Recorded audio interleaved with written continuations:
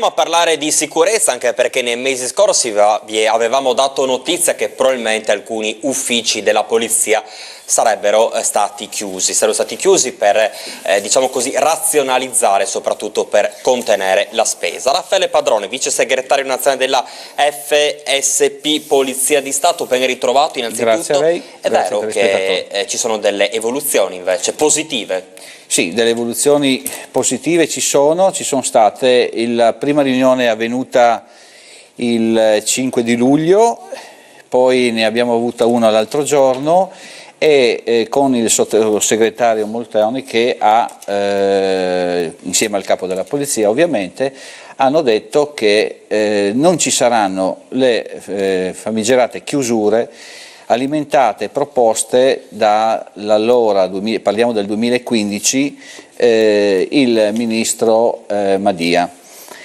la quale aveva prospettato, se vi ricordate, perché 2015 significa che siamo già 3 anni che urliamo, tra uomini che mancano e tra uffici che vanno a chiudersi, sono 3 anni che gridiamo al lupo, però attenzione perché facendo così nell'attività che viene svolta quotidianamente dagli uomini e donne della Polizia di Stato, chiudere quei famosi 271 uffici, alcuni sono stati purtroppo chiusi per mancanza di personale, ed è questo un altro tema che è stato discusso l'altro giorno, e andava a gravare chiaramente su tutti i cittadini, non solo del territorio di Pordenone e del Friuli, ma di tutta Italia, perché le chiusure erano una macchia di leopardo, una chiusura stupida perché ci sono alcuni uffici, poi diremo quali, ma ad esempio la polizia delle telecomunicazioni, la polizia postale meglio conosciuta, e la ferroviaria, che sono a costi zero. E abbiamo subito, dal 2015, abbiamo continuato a dire: ma perché dovete chiudere questi uffici che sono a costi zero? Cioè tutto lo stabile è dato in gestione all'ente delle poste italiane oppure alle ferrovie italiane, che davano questa ospitalità pur di avere un presidio di polizia, quindi costo zero.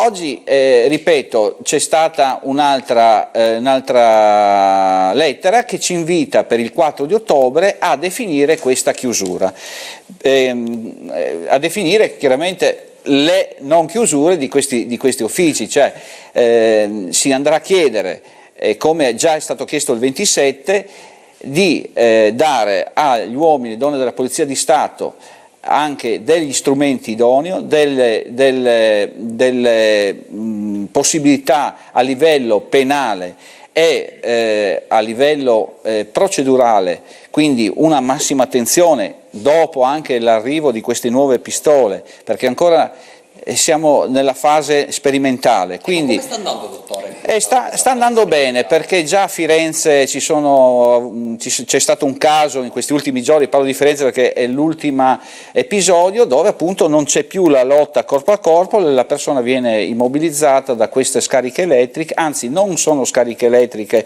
come venivano definite prima, però è una scarica che avviene all'interno del muscolo e quindi indebolisce il soggetto, non lo uccide e quindi la persona si blocca e cade per terra. Una sorta di paralisi momentanea. Ma non la chiamiamo così perché la gente poi si spaventa. Però voglio dire, ha ragione, si devono spaventare i delinquenti, non le persone, quindi.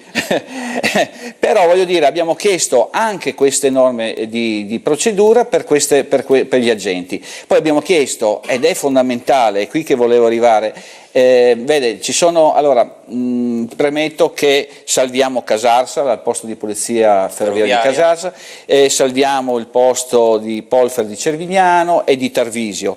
Soprattutto, dicevo, le polizie postali di Udine, salviamo la polizia postale di Pordenone e di Gorizia.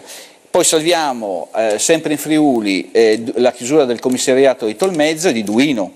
Quindi vedete, queste cose, oltre ad avere territorio avere un territorio più controllato, sicuramente va a incidere anche però sull'unità di persone. Sì, anche perché, dottor Padrone, era sempre stata veramente un'anomalia chiedere più rinforzi, ma soprattutto, guardi, io ho parlato prima di un ministro, ma di un governo.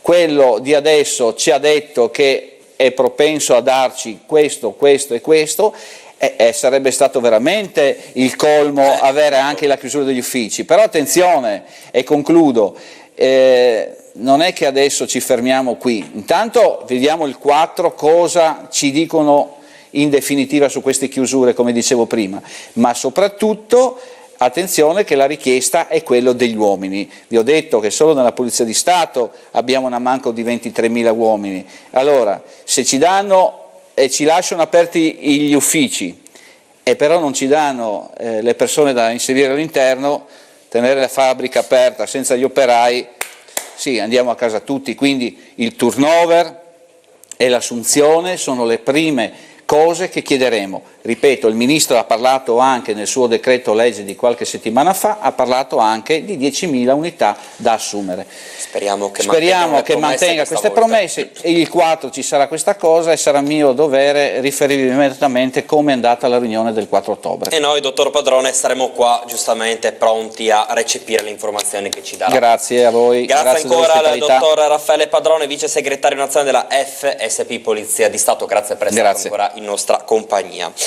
E intanto la 132esima Brigata Corazzata Ariete ha ricordato questa mattina il 91esimo anniversario della costituzione della specialità